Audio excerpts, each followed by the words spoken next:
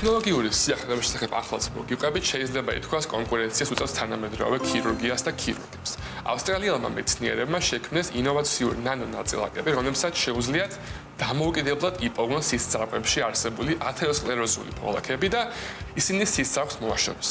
ეს ტექნოლოგია შესაძლოა რთული ოპერაციებისა და სტენტირების ალტერნატივად იქცეს.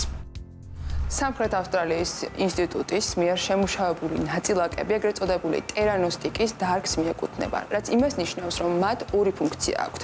ერთი დიაგნოსტიკა, ისინი ექიმებს საშუალებას აძლევენ რეალურ დროში დაინახონ ანთებით კერები, სანამ ისინი კრიტიკულ ზღვარს მიაღწევენ, ნანონაწილაკები უჯრედებიდან ამოტუმბავენ მავნე ქოლესტერინს და მას ღვიძლში აგზავნიან გადასამუშავებლად. პარალელურად კი თრგუნავენ ანთებას, რაც ახალი ფოლაკის წარმოქმნის ალბათობას ამცირებს. კვლევებმა საოცარი შედეგი აჩვენა. სისხლძარღვების გაწმენდა და ანთების შემცირება უმოკლეს დროში მოხდა. მეცნიერების მიზანია, რომ მომავალში არტერიების ათეროსკლეროზული ფოლაკებისგან გასუფთავება ერთი ჩვეულებრივი ინიექციით მოხდეს. ეს ნიშნავს, რომ მილიონობით ადამიანისთვის გულის ინფარქტს და ინსულტს თავიდან ააცილებს. ნამდვილად ძალიან მნიშვნელოვანი არის ეს. ნინი, რამდენი ადამიანი იცი, შენ თვითონ, რომელიც თავს არიდებს რადიალურ კვლევებს, იმიტომ რომ ეშინია დასხივების, იმიტომ რომ გონია, რომ ამ დასხივების გამო მას რაიმე ახალი ონკოლოგია დაემართება, ანუ საუბარია MRT კვლევებზე.